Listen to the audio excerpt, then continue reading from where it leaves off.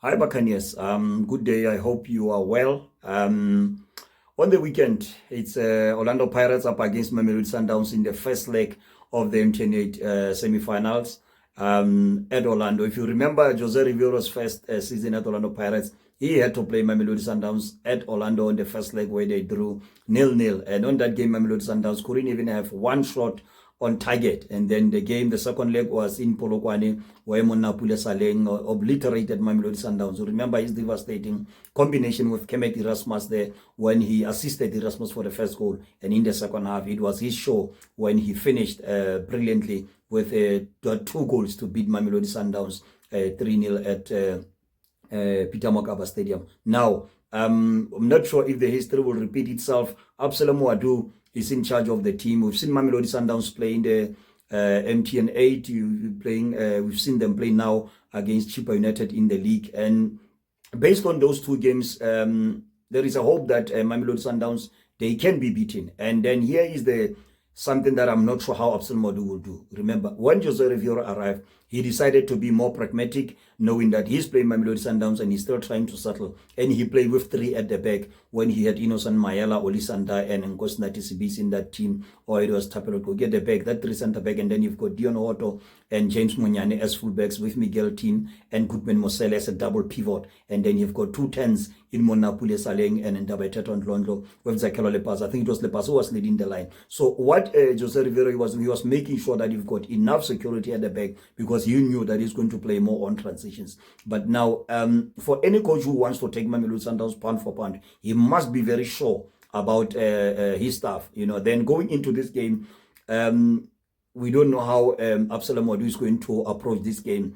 But then one would expect him to be more pragmatic, not try to maybe go pound for pound with Mamelodi Sundowns. As much as Orlando Pirates have bought few players who are very good and experienced, I don't think the team has settled in well. So you will need to be more structured, more pragmatic, making sure that even if you have to go with three center backs, we don't know the fitness of Olisanda, if he will be ready for that game. But I think it will be a risk worth taking if we bring the aerial prowess and the technical quality, the press resistance and ambidexterity of Olisanda into that back line, and with Nkosinathi Sibisi bringing the speed in the center, and Mbokazi bringing the solidity, physicality, and good passing range from the left as a left center back. I think that's something that will really, really, really work for Orlando Pirates against these Mamelodi Sundowns. In that midfield, they will need a strong double pivot. Then maybe you could sacrifice Mbule and then get or push Mbule higher up the pitch, then get Mbata to slot alongside Sitlenduli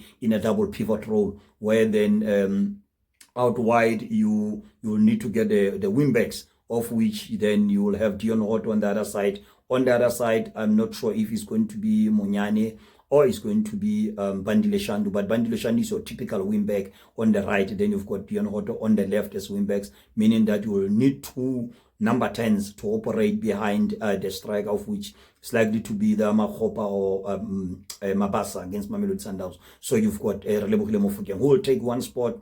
Maswanganye and Osunio Police, they will have to fight for the two spots, the one spot left. So as both Opolis and Mofokeng enjoy playing from the same side, so I think it will be good to sacrifice one of them and then bring in Maswanganye or push Mbule higher up, because Mbule and Tito also, they will need to compete for one of that 10 positions in that 4-3-2-1. Those two positions in behind the striker, you will have to Mbule or Maswanganye, Police or Mofokeng. So I think this will be a more pragmatic approach, while you still have enough firepower up top to surprise Mamelodi Sundowns. I think Mamelodi Sundowns, they prefer to play centrally, And then when you have Mamelodi Sundowns, when your midfield is compact, the structure is compact, there is no gaps in between the lines, I think Orlando Pirates are standing a very good chance. But the most important thing, because this is a two-legged affair, Orlando Pirates, they need to make sure that Mamelodi Sundowns, they don't score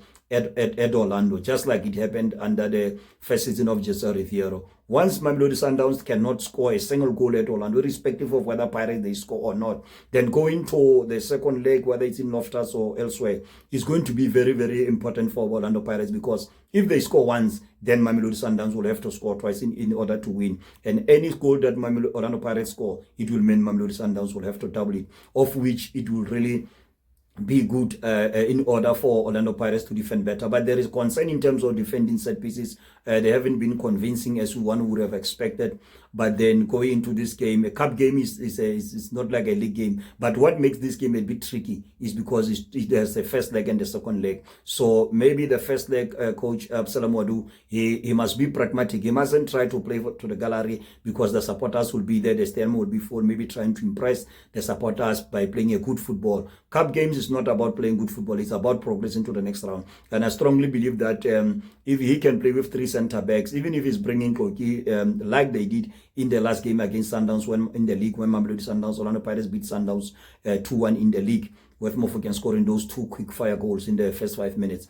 I think it's going to be very good. It'll be balanced. It will make sure that they have stability, security at the back. In that midfield, Sikhandule brings that technical security and the physical power in that midfield. With Mbata building his lanky frame, he's able to take shots from range. I think that will give Orlando Pirates solidity. So going into the weekend's game against Mamelodi Sundowns, I strongly believe that it's 50-50. Orlando Pirates are standing a very good chance, especially if they become more pragmatic in their approach. Because if they are going to play pound for pound with Mamelodi Sundowns, I think we may not be able to get the result that would, especially now that the team hasn't really settled. So the balance of the team needs to be very, very important, especially with that Mbule and Tito. You cannot play them together. One must be on the bench. The same applies to Mofokeng and Apodi, especially when you're playing in 3-4-2-1. That requires 2 inverted wingers to play slightly inside behind the top striker, allowing fullbacks or rather wingbacks to provide width. You know, the spaces behind Dion Hoto and behind Bandile Shandu as wingbacks needs to be taken care of by Sikhandule, making sure that he shuffle across to cover those spaces once the wingbacks are going forward. So I think this is going to be an interesting game. It's going to be an interesting game, but I still believe that Orlando Pirates have got they've got it within them to make sure that they don't concede at Orlando and go to the second leg. They will go to the second leg in a very advantageous position if they don't allow Mamelodi Sundowns to score at Orlando, of which will be something very, very big for Orlando Pirates. But more experienced players who have been playing regularly under Riviero will have to return to the side to make, even on the bench, to make sure that you've got winning mentality within the team. They've been there before. They know what it takes to win. The last 3 MTN 8 Cups, they won by Orlando Pirates, and players are still there. So those who have been there, the coach must lean more on them because they know what it takes to win. While he can introduce 2-3 new players, but majority of the team must be those who won those trophies with Orlando Pirates under Jose Riviero. Guys, I don't have any doubt that when Orlando Pirates can be more pragmatic in approaching this game, Sipochaine has proven himself that he can save penalties, as he has shown in the previous MTN 8 when Mamelodi Sundowns they lost to Orlando Pirates, when China saved, I think, 3 penalties. So even if it means the game must track to penalties, Orlando Pirates mustn't panic because they've got a very good, capable goalkeeper, just like Mamelodi Sundowns, they've got Ronan Williams. So it will be a game of fine margins, but I strongly believe that the Buccaneers, they've got what it takes to knock out the Brazilians, especially with a pragmatic approach from the coach. Thank you for watching this video, Buccaneers. I see you in the next video.